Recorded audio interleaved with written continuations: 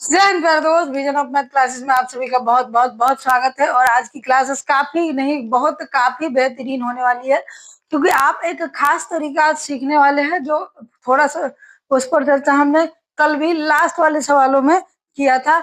उसी चर्चा को करते हैं। जैसे ये दोनों जो सवाल है इसमें कैलकुलेशन भर भर के है, लेकिन आसान कैसे बनाना है वो सीखेंगे। देखिए, दो उम्मीदवार के बीच चुनाव हुआ। पराजित उम्मीदवार ने डाले गए वैध मतों का 42% हासिल किया और वह 7,68,400 मतों से चुनाव हार गया।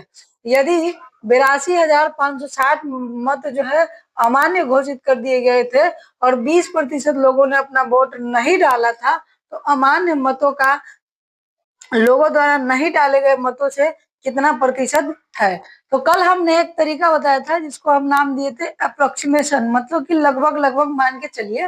तो जैसे इसको अगर हम 7 लाख की जगह 8 लाख मान ले तो क्या होगा, 42% मत इसको मिला, यानी अगला पार्टी को मिला होगा 58। तो दोनों के बीच में जो डिफरेंस है वही तो दिया है हारने का। तो 16 से हारा है, यानी कि 16 पचे 80, 16 पचे कितना हो गया 80, और इस पर 4 जीरो और 2 जीरो 100 वाला, ये हो गया। अब इसको जो है हम 82,560 न मान के अगर हम 80,000 मान ले, कितना मान ले 80,000, तो ये कितना हो गया 508 पर आपका 4 जीरो। ठीक, ये चीज आप समझिएगा। अब कहा है कि अमान्य घोषित कर दिया गया, इतना था, ठीक है। 20% लोग ने वोट नहीं डाला, यानी ये जो है वोट डाले गए 80% का मान है। 80% का मान है तो 8 छक्के 48, अब 2 बच रहा है, तो 8 3 24, यानी कि आप 63 कह लीजिए। कितना कह लीजिए आप, 63 कह लीजिए। ठीक, और उसके अलावा जो बचेगा उसको आप देख लीजिएगा। 63 यानी 80% का मान ये हो गया। तो 20% का मान क्या होगा, तो 20 से इसको गुना कर दीजिए। तो 20 से गुना कर देंगे, 6 दूना 12, 6 आपका 1 2 3 4 और 1 5 जीरो आप बढ़ जाएगा। अप्रोक्सीमेशन हमको समझाना है, इसलिए आपको लिख लिख के 1 2 लाइन लाइन समझा रहे हैं। अब कहा है कि तो अमान्य मत लोगों द्वारा नहीं डाले गए वोट का कितना परसेंट है, यानी कि 82,560, जिसको आप क्या माने थे, तो 80,000 माने थे। क्या माने थे, 80,000। 126 का जो है आपका कितना परसेंट है, तो परसेंट में निकालिए, जीरो जीरो खत्म, zero zero zero zero zero खत्म। अब देखिए, अब यहाँ पर ठीक है, एगो जीरो इधर उधर हो गया होगा, कोई दिक्कत नहीं है, लेकिन आप यहाँ पर देखिए, अगर हम लगाए तो 8 मरते में लगाएंगे 12 से सॉरी 7 मरते में 84, 6 मरते में जो है लगने के चांसेस है आपके। कितना मरते में, 6 मरते में लगने के चांसेस आपके है। तो देखिए 6 वाला ऑप्शन कौन है, न ये है, न ये है, न ये है, और ये है। ये सवाल का करेक्ट आंसर जो है आपका हो जाएगा। अब देखिए, इसमें समझना मेन चीज है ऑप्शनों को।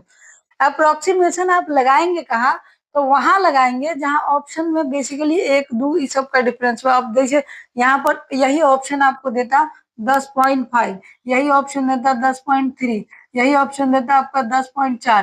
तो इस कंडीशन में आपका अप्रोक्सीमेशन काम नहीं करेगा। इस बात को ध्यान रखिएगा, क्योंकि ये कैलकुलेशन को आसान बनाने के लिए हम इसको अपनाए हैं। अब इसमें देखिए 80 आया और 80 में 126 से भाग देना, ये पॉसिबल नहीं है। एक आध जीरो और रहा होगा इसमें, या ये हो सकता है कि 1 2 डिजिट और आएंगे, जो कि हमको उससे कोई मतलब नहीं है। नॉर्मली हम भाग दिए 6.8, यानी 0.6 के करीब आएगा, तो 6.8 हम ले लिए।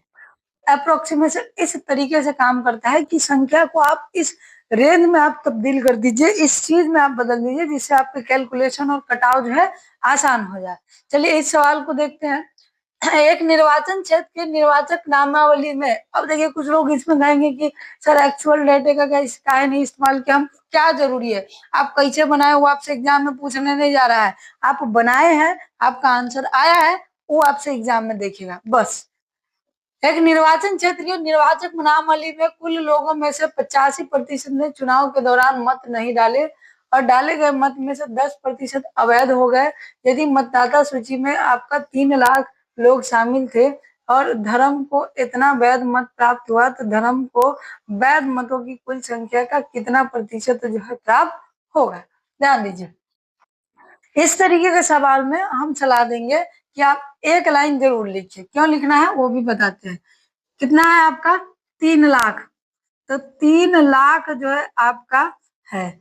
इसमें टोटल मतदाता सूची में नाम है जिसमें 85% लोग जो है क्या किए, चुनाव में मत नहीं डाले हैं, तो यानी कि 17/20 और 10% अवैध था, यानी कि 9/10, 9/10।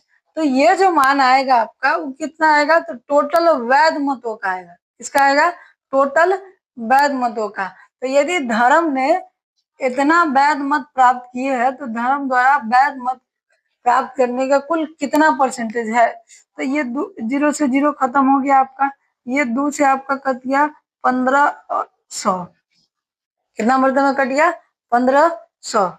चलिए अब यहाँ से आप आ जाइए, 17 9 153, 153 में 15 से गुना करेंगे, 15 तिहाई आपका हो गया 45, 15 दिया हो गया 45, और 15 में 15 से गुना करेंगे 225, और 4 229, और इस पर 2 0। अब ध्यान दीजिए, आपसे पूछा है कि धर्म वैध मतों की कुल संख्या का कितना प्रतिशत, तो ये पूरा वैलिड वोट है। कौन सा वोट है, वैलिड वोट, और इसका धर्म को आया है आपका 137,700, कितना आया है 37,700।